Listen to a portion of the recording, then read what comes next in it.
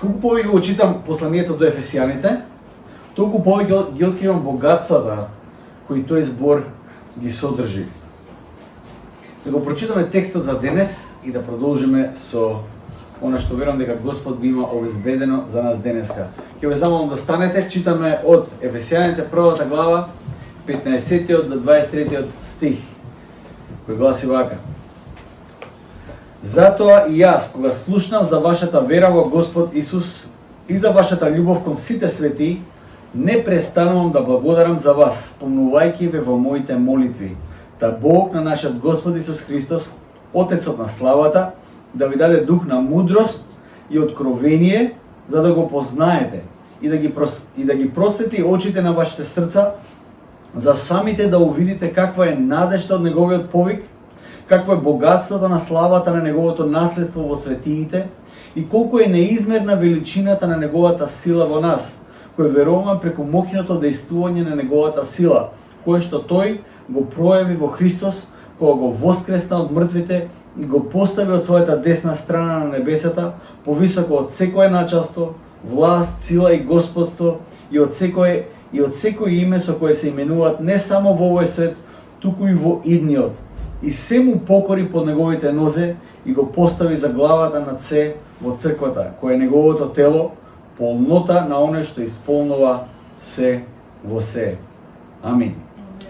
Амин. Повелете седнете. Како почнува послание дека апостол Павле вели: ве познавам по вашата вера.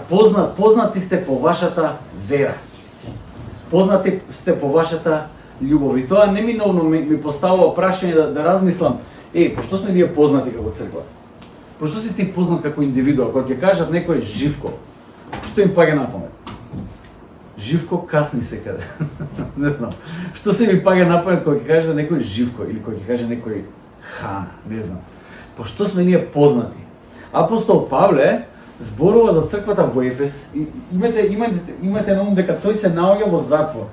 Се што слуша за оваа црква е во една изолирана ситуација.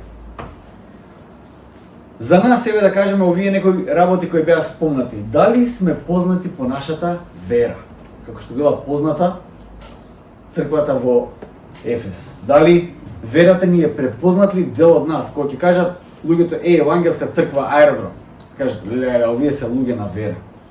Колку луѓе може да го изјават тоа за нас? Дали сум познат по љубовта за луѓето во црквата? Дали сум познат по тоа? Ќе се навратиме на овој дел на крајот, на самиот крај на пораката, но само повторно да нагласам дека Павле го слуша сето тоа во затвор. И апостол Павле вели: јас сум благодарен за тоа што го слушам и затоа се молам за вас секој ден. Како пастор, најголемо охрабрување ми е, мора да признам, најголемо охрабрување ми е кога ќе слушам дека некој еден од вас бил во потреба, но некој друг му помогна. Кога ќе слушам дека некој од вас имал потреба за молитва и луѓето од црквата се активираат во таа потреба и се молат едни за други. Или некој има потреба од грижа, од љубов и црквата се активира и ја искажува таа љубов и се грижиме едни за други. Кога само иницијативно црквата ќе се вклучи во тој заеднички живот, ќе бидам искрен. Тоа е нешто што ме разнежнува, буквално. Буквално ме разнежнува и едноставно чувствувам дека да, Свети Дух навистина работи тука.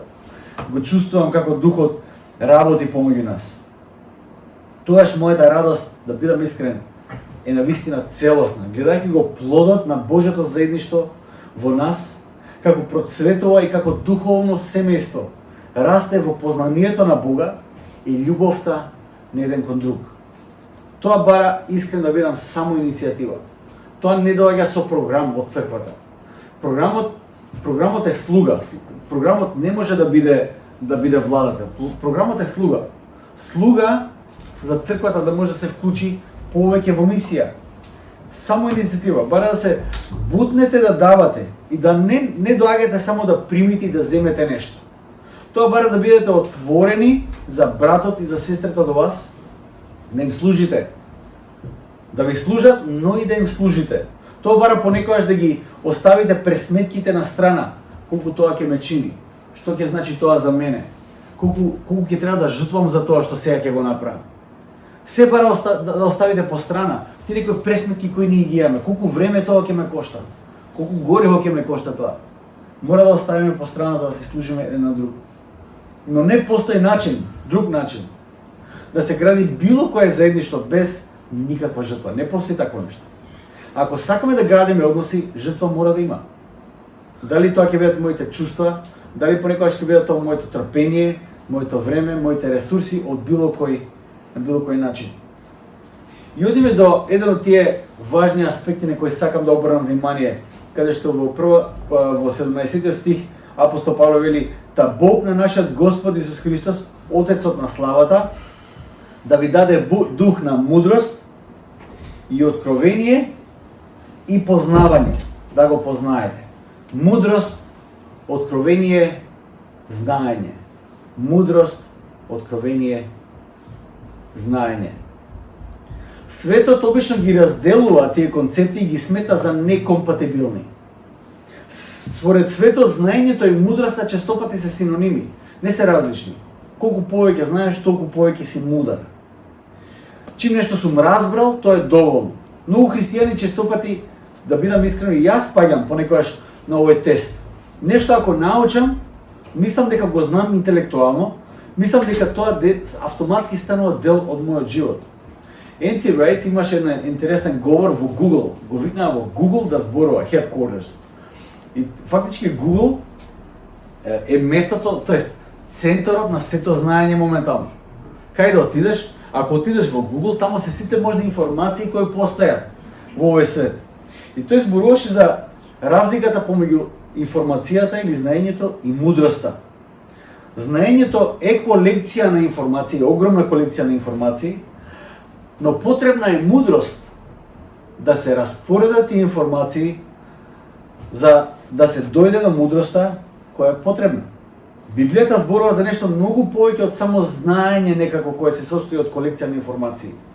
Од другата страна, според светот, знаењето или мудроста и откровението не идат воопшто заедно. Светот смета дека знаењето и откровението се некомпатибилни. Тоест мораш да одбереш дали ќе тргнеш по патот на знаењето или по патот на откровението. Тоа се за светот целосно некомпатибилни појмови. Според светот не може да зборуваме за наука која се базира на знаење и да го сметаме за валидно и да го земеме за сериозно концептот на откровение. Откровение е нешто кое доаѓа од надвор до овој свет. Ако сте виделе видеа како некои христијани академици ги прашуваат како е можно да бидеш научник и тоа не може да го разберат. Како може да бидеш толку добар научник, а да веруваш во воскресението на Исус Христос? Тоа не може, едно со друго не оди. Затоа што според светот, знаењето и откровението се некомпатибилни. Како е можно тоа? И многу христијани ги кажат, можно е. Тоест, најдобрите научници во светот се христијани. Што да кажеме за овие три концепти кои апостол Павле ги спомнува тука? Мудроста. Библискиот оригинал е Софија, Божјата мудрост. Тоа е мудроста која доаѓа од Бога, која открива неговата намера во личноста на Исус Христос. Тоа е духовно разбирање кое честопати е сокриено од светот и тоа мора да го разбереме. Тоа е мудрост која доаѓа преку откровение. Тоа е мудрост која е сокриена од светот. Според Библијата, Божјата мудрост е во контраст од мудроста на овој свет. Христос е Божјата мудрост. Христос е отелотворување на Божјата мудрост која нам ни е објавена преку Светиот Дух. Таквата мудрост која ни е објавена преку Светиот Дух е втемелена во Христос. Нас не води во живот во светост. Ако сакате да ја спознаете мудроста, она највисоката мудрост која постои во овој свет, Библијата вели погледот кон Христос. Тоа е отелотворување на сета мудрост. Мудроста која беше скриена во вековите, ни сите векови, од почетокот на светот, сега е објавена, тоа е Христос.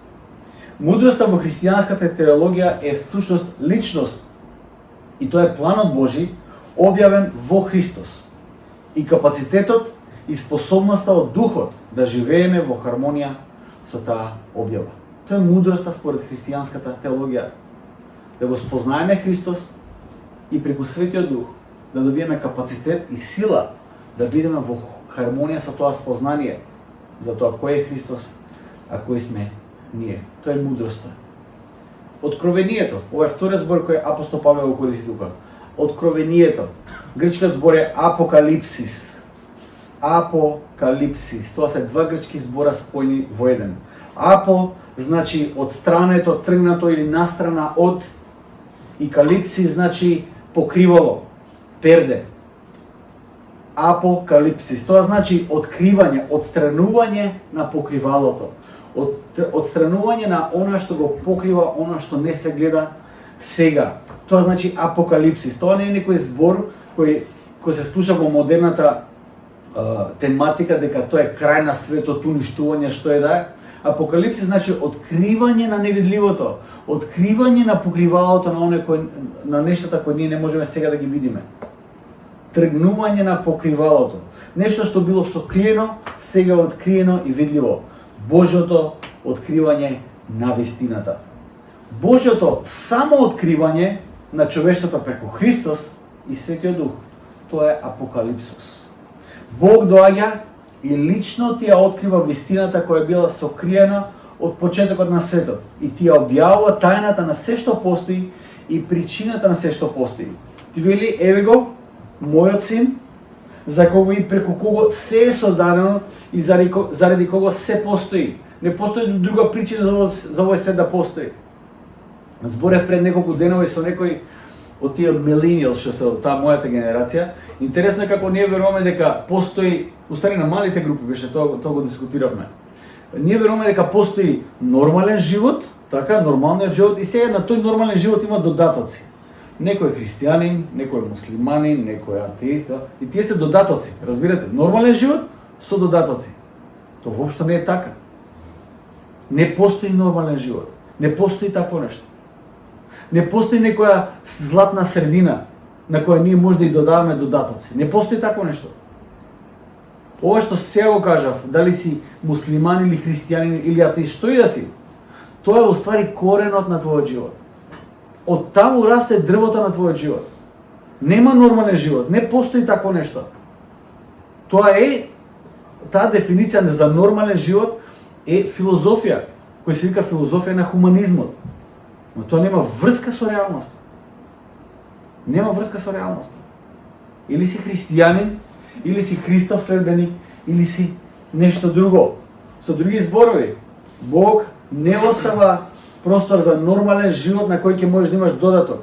Тој вели Христос е коренот на се, причината за се, причината на се што постои, на сеот овој свет, на сеото цело ова создание, на се што постои. Христос е причината. Тоа е или се, или ништо за тебе. Не постои средина. Христос е се или ништо. Христос е вечноста. Христос е животот. Христос е богатството по кое трагаш цел живот и можеш да дојдеш до Него. Сите твои напори и копнежи се остваруваат во Него. И Бог вели, тоа е вистината. Тоа е апокалипсот. Тоа е откриената вистина која сакам да ја дознаеш денеска. Нема друга вистина. Ако воопшто се прашува што е поентава со светот, зошто воопшто нешто постои, а не е ништо, тоа е причината. Христос е причината. Еве ти ја откривам оваа вистина. Христос е вистината. И доаѓаме до третиот термин. Знаење. Тој грчкиот збор епигносис. Тој збор произлегува од зборот гносис. Гносис е знаење, а епигносис е длабоко познание, искуствено познание на нештата. Тоа не е само некое информативно знање. Тоа е длабоко познавање, искуствено познавање на нешто кое треба да се знае. Во овој случај Бог. Длабоко познание на самиот Бог. Вистината е дека за да дојдеме до мудроста по која сакаме да дојдеме и откровението кој ги читаме, можно е само преку познавањето и длабокото познавање, искуствено познавање на Божиот син Исус Христос. Да сумираме. Откровението е изворот на Божјото познание. Ние не може да го познаеме Бог ако тој не се открие. Откровението е коренот на сето тоа, почетокот на сето тоа. Бог се открил и ние сега може да го познаеме. Знаењето или епигносис или длабокото познавање и искуствено на тоа Божјо откровение не води до вистината. А таа вистина до која сме дошле преку тоа длабоко познавање, преку откровението Божјо, не носи до мудроста или до Софија, која всушност е примена на сето тоа откровение и знаење, кој се применува во живењето во таа вистина преку Духот. Во тоа не повикува апостол Павле. Тоа е клучот на животот.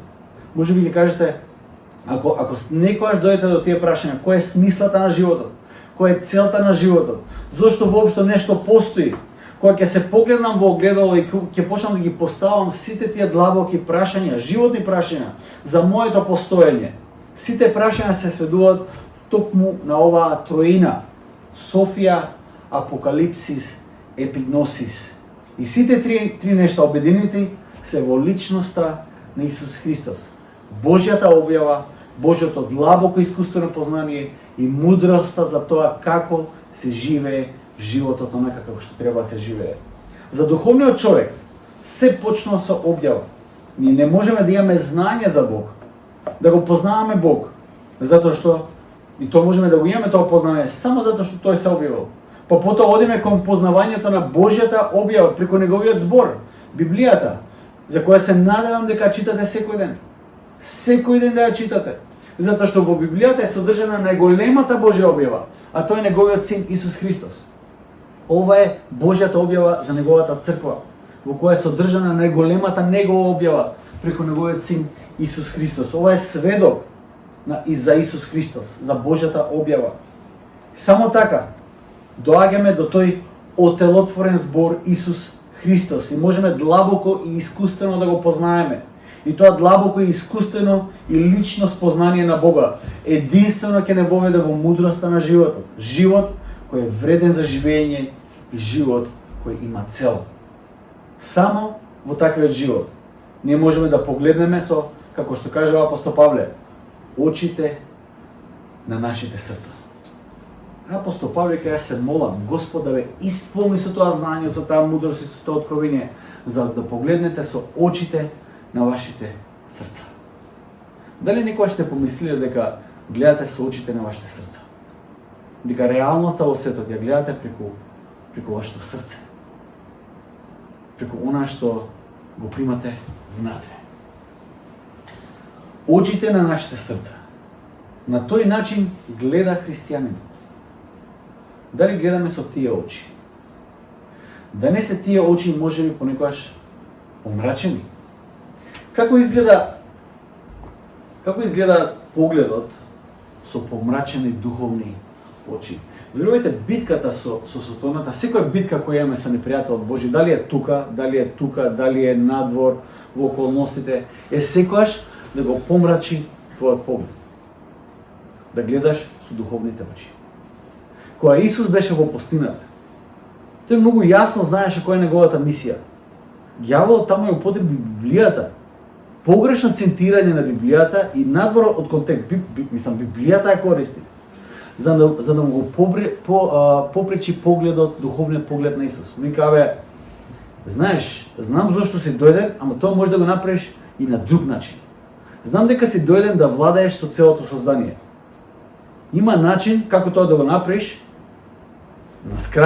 по скратен пат. Не мора да страдаш, не мора да голгота, ништо тоа не мора да поменеш. Јас можам да ти ги дадам сите царства на овој свет. Можам тоа да го направам. Знам дека си дојден да бидеш човек. Ама не претерувај сега, направи се да овие камења леп и уживај. Никој не те гледа, разбираш, во пустината сам си. Направи си леп и уживај. На никому нема да кажам. Сатаната се обидува да му го помрачи духовниот поглед на Исус со тоа што му цитира библиски стихови. Вау! Тоа не е едноставна работа, тоа не е едноставна битка. На Исус му требаше пост и молитва на Божиот син, Му требаше длабока посветеност во присуството на таткото, да може сите тие шеми на сатаната да ги разбие, да го победи. А што мислите, кое оружје за нас е достапно? Молитвата и постот.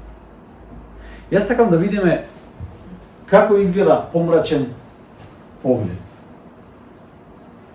Има некои работи кои апостол Павле ги кажува, кога ќе погледнеш со духовните очи, кога твоето срце ќе погледне, кога ќе погледнеш со очите на твоето срце, ќе видиш неколку работи. Ќе видиш надежта која доаѓа од Господ Исус Христос. Ќе видиш победата. Ќе видиш богатството кое доаѓа на неговата личност. Сето тоа ќе го видиш.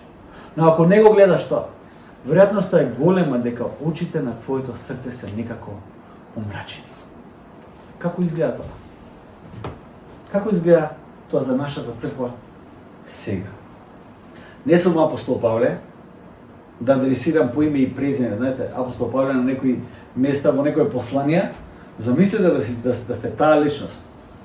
Ве коригира преку послание и тоа послание станува канон во Новиот Завет и вие за веки веков вашето име стои тука како корекција за лошиот однос што го имате у црква. За лошото поведение од црква. Филипјаните 4 глава 2 стих века.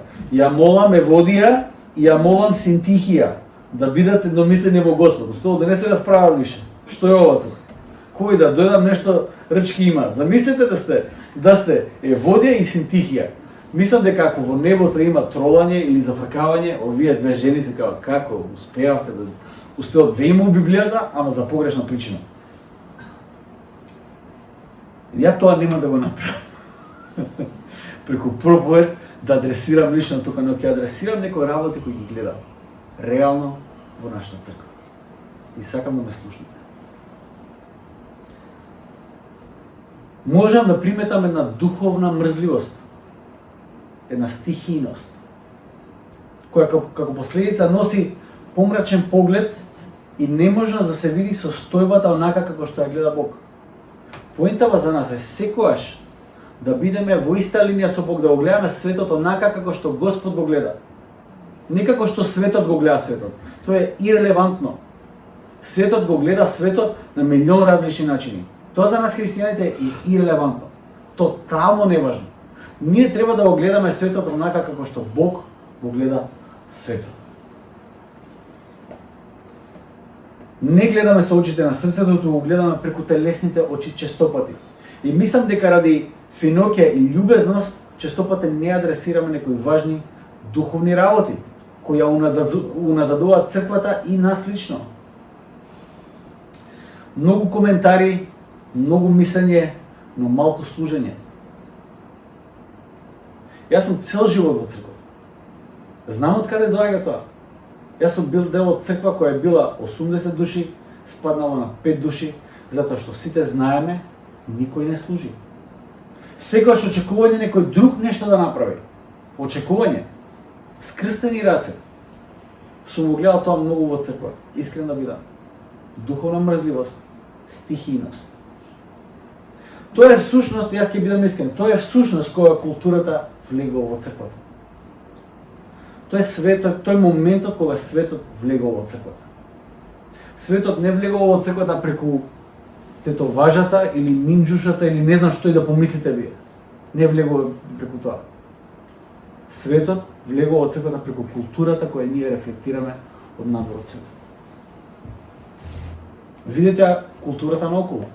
Што ќе кажете за македонецот? Што најмногу прави македонецот околу нас?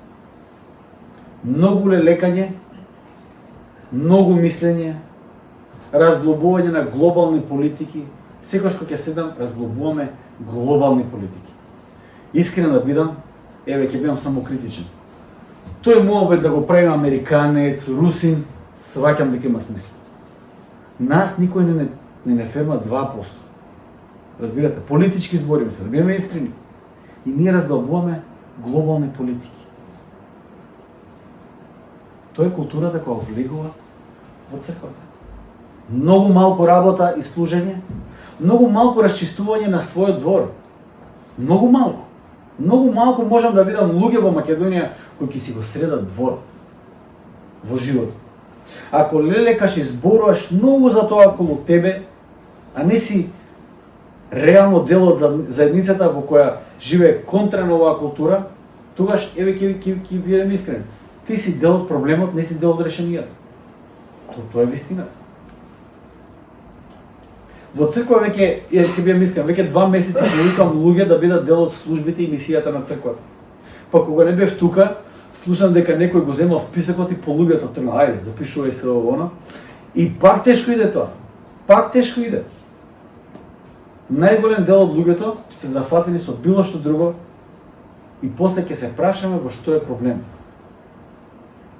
Има во Малахија еден текст кој често пати ме боде мене кога го читам, кога израелците кукаат зашто не ни иде у живот, пошто имате еден таков дел. Зашто не ни иде у живот? Што е работава? Едноставно работиш, не тргнува работа и така натаму. И Бог вели, и они викат, кај сгрешивме? Бог вели, абе, ускратувате од мене. Секоја математика ве да ускратите од мене. Дали тоа се финанси, време, што и да е? Ускратувате од мене. Пресметливи сте цело време со мене. И се чуете во што е проблемот. Бог вели, донесете ги вашите приноси. Донесете ги вашите дарби кај мене. Тоа не се однесува исклучиво на финанси само. И да, Малахија зборува таму за финанси. Но преку финансите Малахија адресира еден друг аспект од целокупниот живот на израелците. Тоа се однесува на сите ресурси со кои располагаме во животот. И животот сам по себе. До финанси, време, таленти, дарови. Понекогаш мислиме дека не можеме да го навредиме Бог. Си мислиме Бог е толку голем, толку милостив, толку е прекрасен, толку е голем, што ние што и да направиме не може да го навредиме него. Искрен ќе бидам, тоа не е така. Видите Бог што кажува во продолжение 13 до 16 стих. Вика, дрски сте со вашите беседи против мене, вели Господ. Дрски сте. Бог чувствува дека ние понекогаш знаеме да бидеме дрски со него. Колку пати само сум бил дрзок со Бог. Во молитва, во мисли, во што е да е. Во што ќе видам некој му оди во животот, во што е да е. Некој проповедник е подобар од мене. Јас сум дрзок со Бог. Боже, па јас нешто лошо ли правам? Што е работава? Све нешто на мене лошото се случува. Вика, Бог вели, дрски сте со вашите беседи против мене, вели Господ. Вие сепак прашувате, што сме зборувале меѓу себе против тебе. Бог вели, зборувате. Напразно е да му служите на Бога и каква е ползата да ги пазиме неговите прописи и да одиме жалосно пред Господа на воинствата. Така вели израелците. Абе, џабе ние служиме, џабе веруваме, џабе правиме нешто. Вели, знаете што велите? Знаете што велите вие? Господ им вика на израелците. Од сега си мислите. Од сега ќе ги нарекуваме среќни горделивите. Израелците така да викаат. Ама вие горделивите 5 пари не давате и успеа во животот. Се снајдоа. И вели, во срцето верувате дека тоа е вистината. Дека тоа е успехот во животот. Дека така треба да постапувате. И велите, кај сме сгрешиле. Но кога разговараат оние кои се плашат од Бога, Господ внимава, ги слуша и тоа се запишува пред Него во спомен книгата, во полза на оние кои се бојат од Господа и кои го почитуваат Неговото име. Живееш како што живеам, живееш како што живееш, инвестираш во тоа што сметаш дека треба да инвестираш и се прашуваш после во што е проблемот. Ти кажеш после дека нема благослов од црквата. Еве искрено ќе ве прашам, дали мислите непријателот не работи мако трпно да ја уништи црквата? Понекогаш живееме како непријател да не знае што се случува околу нас. Тој има агенда, тој има мисија. Како што ние имаме мисија во црквата, непријателот исто така има мисија. Што се обидува тој да постигне? Меѓу другото е концептот на подели и владе. Тој ќе го подели ставот, не еден на друг начин. Мојот професор по апологетика зборуваше многу за нападите на црквата. И вели вештери или вештерки, тие што се бават со врачарство, со што и да е, кои после дошле кај Христос, сведочат вика една од најважните тактики кои ги имаат, кои ќе влезат во црква, имаат мисија. Влегуваат во црква, вика прво нешто што правиме, гледаме да ја поделиме црквата. На 2 кампа, 3 кампа, колку и да се, станува да има неред во црквата. И тоа е првата и go-to стратегија за како да се онеспособи црквата. да се подели стат, кога нема веќе единството, па тука има причи колку сакаш, материјал за работа, колку сакаш после. Или удри по овчарот и овците ќе се разбегаат. Искрено да бидам, периодот кој го поминав беше многу макотрпен. Имавме многу тежок период. Знам дека некои од вас исто така имавте сериозен тежок период. Го разбирам тоа. Ние да кажеме, порано сме имале ситуација кога сме биле во многу тешка финансиска состојба и сме очекувале некои финансии да дојдат. Едноставно не може, не се поминува веќе, не се издржува веќе. И сме чекали. И понекогаш тоа што сатаната се обидува да го направи, да ти го помрачи погледот дека мирот и решението доаѓа тогаш кога ќе дојдат финансиите. Господ еднаш направи чудо во нашиот живот. Ни донесе мир во нашиот живот и задоволство и радост пред да дојдат финансиите. И свативме една Божја лекција дека не е решението во тоа. Решението е кај Господ. Решението се наоѓа токму таму. Мислите дека непријателот игра фер? Непријателот ќе употреби семејство. Кога ќе дојде прашање за Бог, секогаш нешто ќе се случува во семејството. Секогаш ќе има некој друг приоритет. Ќе употреби работа. Работата ќе ви стане хаос. Непријателот има еден куп ресурси кои може да ги користи во вас и надвор од вас. Ќе употреби здравје. Секој чекор напред духовно ќе те пресретне со настинка. Или кој знае што се не. Верувајте ми, пред неколку недели зборав се еден мој пријател, тоест Джоел, што е некој од вас го знаете, Джоел од Данска, велиаве, не можам ни да опишам, година и пол сум болен со нешто цело време. Значи не е можно тоа. А знам во црквата сега што им се случува? Пробудување. Настанува растат како црква. И вика, те иритира, стално нешто те иритира, доека не свативме, тој може би нешто духовно. Ајде да се молиме за таа работа. Ајде го сретнеме тоа нешто во молитва. Ќе употреби сатаната, ќе употреби и односи. Ќе почне да ги гледаш сите фалинки кај твоите браќа и сестри. Сите до една. Ќе ти смета дури како джвакаат кога јадете заедно. И се ќе ти се потврдува. Сите твои лоши предпоставки за твоите браќа и сестри ќе ти се потврдуваат ден во секој случај. Ќе употреби атмосферата во самата црква. Ќе ти смета се што се прави. И посебно на начинот на кој се прави. Тоа ќе те навредува, верувајте ми.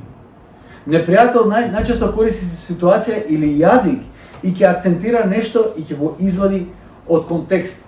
Интересно е дека кога сте читале книгата Писмата на душевладникот или таа Screwtape Letter од К.С. Луис, во првите писма таму постариот ѓавол му кажа на помладиот ѓавол му вика вака: жаргонот, а не аргументот ќе биде твојот најдобар сојузник. Треба само да го смени жаргонот на зборот и добива сосема друго значење. Например, има разлика помеѓу црква која злоупотребува, има такви цркви кои злоупотребуваат. Црква која злоупотреба и црква која е во потреба. Има разлика. Ама непријателот може да го смени жаргонот и да потребата во твојата црква ќе гледаш како злоупотреба. Потребата од тебе и твојата служба во твојата црква ќе гледаш како злоупотреба према тебе. Абе јас дојдов, немаше никој таму. Билтенот, еве денес приметив, кога ги испринтав, отворете ги билтените на пример. Ќе видите дека предната страна и средишната страна се наопако. Пошто и јас ги принтав. Имам потреба од некој да служи. Некој тоа ќе го види вака, види оваа црква, значи толку се неорганизирани човече. Катастрофа се. Разбирате?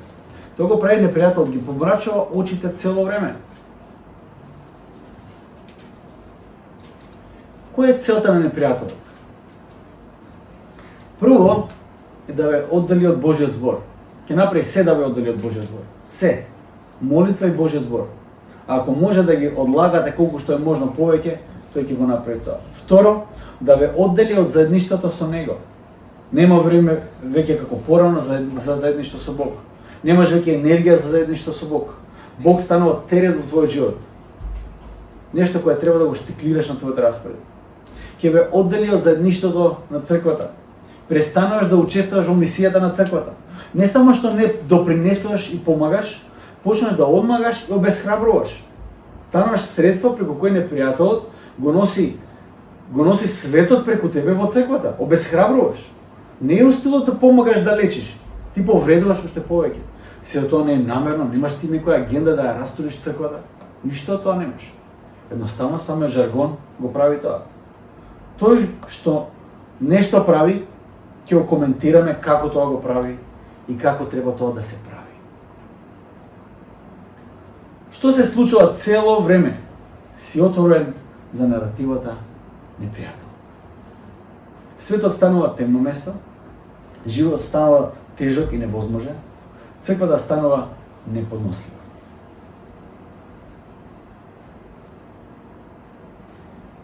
Ако едноставно ја прифатиме наративата на непријателот, кој ќе прифатиме наративата на пријателот, не сме во состојба да видиме неограничената моќ која може да се манифестира во и преку верните.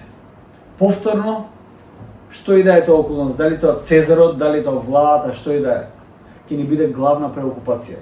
Причината за сите наши радости и причината за сите наши потешкоти. Нашата радост и задоволство и среќа ќе ги базираме на Цезарот и неговата политика. Има неколку состојби во кои ќе се најдат христијаните ако очите им се помрачени и нема да ги видат овие духовни вистини.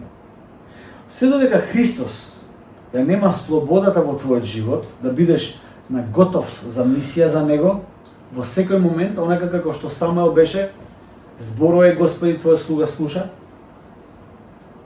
Се додека твојата радост зависи од околностите, дали е тоа политика, финанси, местоположба, семејство, што и да е, се додека се поклонуваме пред било што друго како центар на моќ, а не Христос, очите се помрачени и не можеме да ја видиме вистинската слика. Нема шанси.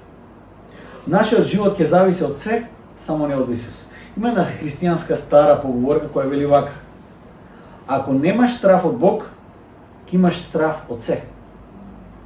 Ама ако имаш страв од Бог, ќе немаш страв од ништо. Кој е центарот на моќ во нашиот живот? Павле го пишува тоа додека е во затвор, да не забораваме. Но тој бидејќи престојува во духот на мудроста и откровението преку кое има вистинско, длабоко и лично познавање на Бога, тој гледа со други очи. Не го гледа ни затворот, тој не гледа ни неправед, не го гледа ни Цезарот, ништо од тоа не гледа. Тој гледа на сосема друга реалност. Што тој гледа? Тој гледа надежта на Божиот повик. Тој гледа во надежта, иако е во затвор. Тој гледа надежта на Божиот повик. Тој гледа во богатството на славата на неговото наследство на сите свети. Тој во затвор, по дефолт, нема никакво наследство. Но тој во затвор го гледа богатството на славата, кое е наследство на светиите. Тој гледа величината на неговата сила во нас. Тој гледа величината во Божјата сила во нас. Како може да гледа величината на Божјата сила во нас кога е во затвор? Ако има величина на сила, ако има некаква сила, тој треба да биде надвор од затвор. Не, во затворот тој гледа силата Божја. Големата сила Божја гледа таму, без било каков проблем. И тој таму гледа моќното действување на неговата сила. Сите тие зборови апостол Павле ги пишува од затвор. Како е можно тоа? Затоа што тој, кога ќе погледне со очите на неговото срце, со неговите духовни очи, тој гледа центарот на моќ кој вистински владее со овој свет. Без разлика на неговите околности, без разлика на неговата ситуација, тој знае каде да погледне. Точката во која се спојува сето ова, како што завршува овој дел од ова прва глава, е Христос. Ние можеме да го почувствуваме неговото действување на овој начин единствено ако престојуваме во него, ако има длабоко и искуствено познавање на Христовата објава и мудрост во нас, така што ниедна животна околност нема да не огребли од надежта на неговиот повик, ниедна сиромаштија во животот нема да влијае на богатството, на славата на неговото наследство во нас, никакво прогонство и лично страдање нема да ја испразни силата негова во нас и ниеден затвор нема да ја спречи манифестацијата на неговата сила преку нас. Апостол Павле ова послание го пише од затвор. И тоа послание има сила. Божјата сила се манифестира преку апостол Павле, без разлика на неговата ситуација. Пред причас, сакам да се навратиме на една работа од пораката и сакам практично да почнеме да ја примениме Божјата љубов. Често пати почнуваме од внатре према надвор. Сега мислам дека време е да ги подигнеме нашите очи према надвор и да ја видиме потребата, да ја видиме Божјата сила, онаму каде што Бог сега нас не повикува. Да се навратиме кон љубовта кон сите свети, она како што почна овој дел на апостол Павле. Да се вратиме во воведниот дел од нашата проповед. Причеста ни покажува дека ние сме дел од едно огромно семејство кој оди преку времето и просторот. Така и нашите браќа и сестри се насекаде. Причеста покажува дека ние сме дел од заедништво кој било историско заедништво, во кое многу мртви кои уште го чекаат денот на воскресението, чекаат, имаат заедништво, тие се сега во крилото Господово и го чекаат денот на воскресението. Ние сме дел од заедништво кое е насекаде во светот и ние сме дел од ова заедништво и треба да се љубиме еден со друг. Потоа црквата во Ефес беше позната по нивната вера и љубов кон сите свети. Што може да биде помрачен поглед во тоа? Исто така, помрачениот поглед исто така може да биде поглед целосно свртен кон мене, кон мојата тешка состојба, кон мојата тешка ситуација. Можеш да престојаваш во темнината во која ти ќе ја создадеш без да ги видиш можностите и потенцијалот на твојата дарежливост и служба кој ги имаш на дофат. Дали тоа ќе биде локално во црквата или ќе биде на некој финансиски дар за христијаните кои имаат потреба. Без разлика, твојата моќ и твојот потенцијал е огромен во Господ.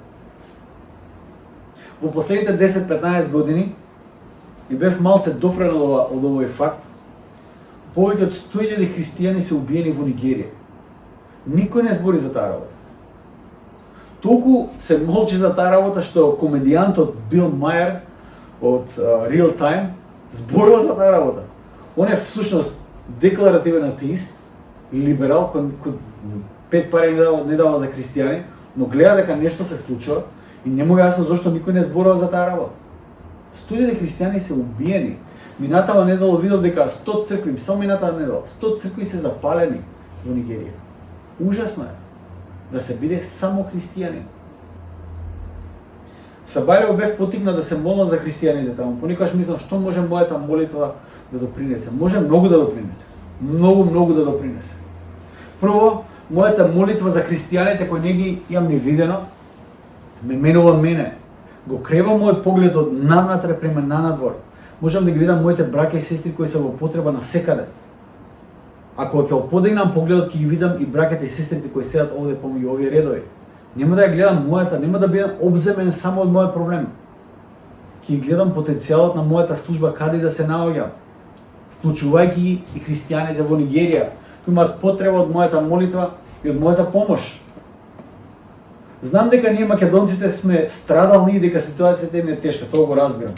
Мислам дека сите можни традиционални песни, идентитетска литература обележа што ги имаме, ние сме каколот што не исчезнува, сите се против нас. Целиот етникум што ги имаме како македонци е базиран на страдање, на лелекање. Стално гледаме во нашиот двор и гледаме дека нешто не е во ред и сите се против нас. Христијаните сме повикани да погледаме малце на надвор. Да погледаме на ближниот, сака го ближниот како самиот себе си.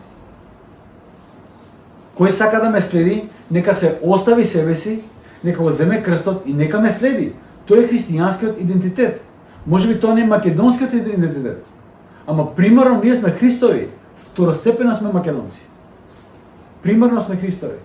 Повикани сме да погледаме нанадвор од нас, да видам што можам јас да помогнам, во кои аспекти мојот дар, мојата служба ќе биде дар за мојот ближен. На кој начин јас му служам на Господ, преку тоа што ја служам на мојата заедница, прво локална заедница. На кој начин јас го љубам Господ, преку тоа што првен го љубам мојот брат и мојата сестра кои се тука до мене. Јаков вика, и Јован уствари вика, ти можеш да кажеш дека го љубиш Бог, ама ако го мразиш братот свој, што збориш? Што збориш? На кој начин можам да служам? На кој начин можам да го љубам мојот брат? Преку сите ресурси кои мене ми се достапни. без пресметливост, туку во занес во љубовта Божја. Денеска сакам да обрнеме внимание на некои луѓе за кои тврдиме дека имаме мисија помеѓу нив. Ако може некој само да ги стави сликите, таму имам неколку слики. Джеймс ми пишуваше од Уганда дека моментално имаат потреба за неколку работи. Еве ги децава кои често пати ги посетуваме таму и од цирапиталиштето кои пораснале веќе, некои од тие деца ги знам од мали, кои пораснале веќе и одат во средна школа и ние им помагаме таму, често пати им помагаме. Моментално имаат потреба за дрва за огрев. Со тие дрва они се греат, ама претежно готват. Ја вријат водата за да може да ја пијат и готват за да може да јадат. Имаат потреба. Јас сакам како црква да собереме финансии за нив.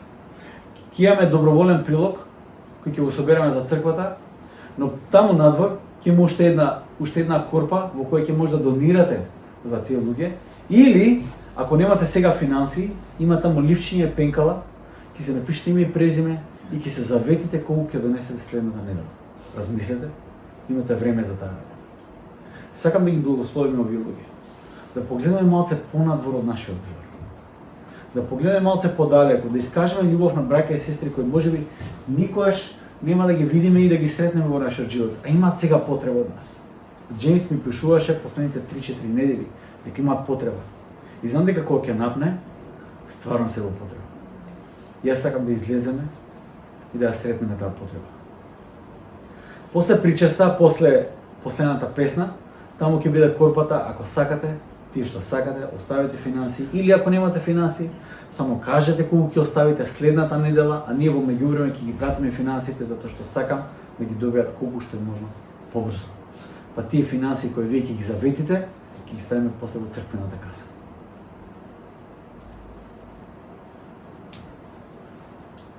Ќе сакам да се исправиме сега.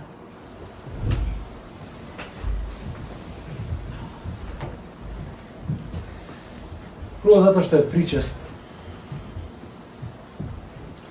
Како што вели апостол Павле во неколку навреди, сакам да се измириме со Бог, да се измириме еден со друг, да дојдеме во тихување пред Господ, да го отвориме нашето срце, да Господ земе се што не е од Него, да земе се, да ги земе нашите грижи, да ги земе нашите проблеми, да ги земе нашите потреби од нас, едноставно да очекуваме на Божјото делување, да очекуваме за Неговиот дар, да го очекуваме Неговиот збор и Неговото храбрување за каде мојот дар, мојот талент може да биде на благослов. Во оваа заедница, во која заедница да одите, ама да бидете на благослов. Да не бидеме духовно мрзливи, да не гледаме со телесните очи, да не бидеме пресметливи кога се однесува за Христос. Затоа што тој не беше пресметлив за нас. Тој не направи математика колку него тоа ќе го чини. Причеста е доказ дека тој не пресметуваше. Тој се даде целосно за мене и за тебе. Се даде за нас.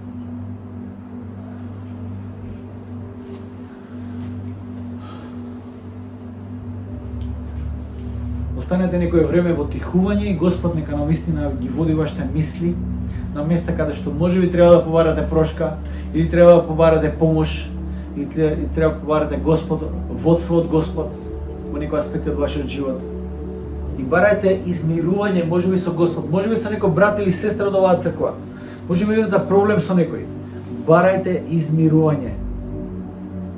Помирување со Господ Исус Христос.